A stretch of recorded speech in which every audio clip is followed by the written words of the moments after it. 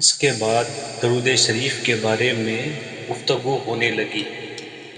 ارشاد ہوا کہ آثار مشائخ میں لکھا ہے اور میں نے اپنی آنکھوں سے دیکھا ہے کہ جو شخص ایک مرتبہ رسول اللہ صلی اللہ علیہ وسلم پر درود پڑھتا ہے وہ گناہوں سے ایسے پاک ہو جاتا ہے جیسے کبھی گناہ کیا ہی نہیں، اور 1,00,000 نیکیاں اس کے نامہ اعمال میں لکھی جاتی ہیں اور اس کا شمار اولیاء اللہ میں ہوتا ہے۔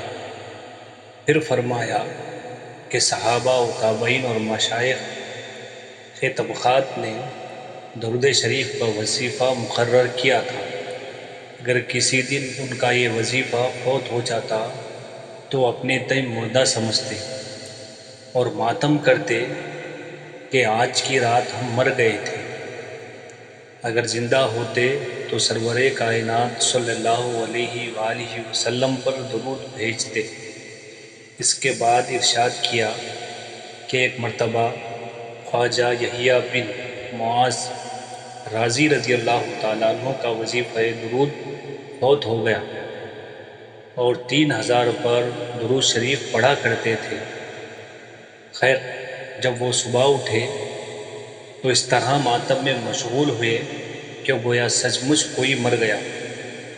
لوگ آتے تھے اور استفسار حال کرتے تھے، اور یحییٰ بن معاذ رضی اللہ تعالیٰ عنہ اسی کیفیت میں مبتلا تھے کہ ہاتف نے آواز دی کہ یحییٰ، جتنا میں تجھے درود پڑھنے کا ثواب دیتا اس سے 100 گنا اب دیا گیا، اور تیرا نام درود پڑھنے والوں میں آج بھی لکھ لیا ہے۔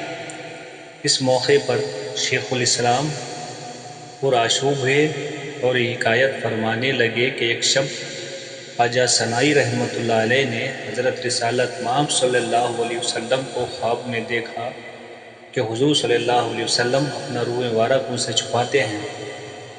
خواجہ سنائی رضی اللہ تعالیٰ عنہ دوڑے اور قدموں کو بوسہ دے کر عرض گزار ہوئے کہ یا رسول اللہ صلی اللہ علیہ وسلم، میری جان آپ پر قربان، کیا سبب ہے جو آج مجھے یہ محرومی ہو رہی ہے؟ حضور صلی اللہ علیہ وسلم نے خواجہ سنائی رضی اللہ تعالیٰ عنہ کو گلے سے لگا لیا اور فرمایا کہ بھائی، تم نے اس قدر درود خوانی کی ہے کہ مجھ کو تم سے شرم آتی ہے۔ بعد ازاں شیخ الاسلام رضی اللہ تعالیٰ عنہ نے فرمایا سبحان اللہ، یہ بھی بندگان خدا ہیں جن کی کثرت درود خوانی سے آن حضور صلی اللہ علیہ وآلہ وسلم محجوب ہوتے ہیں۔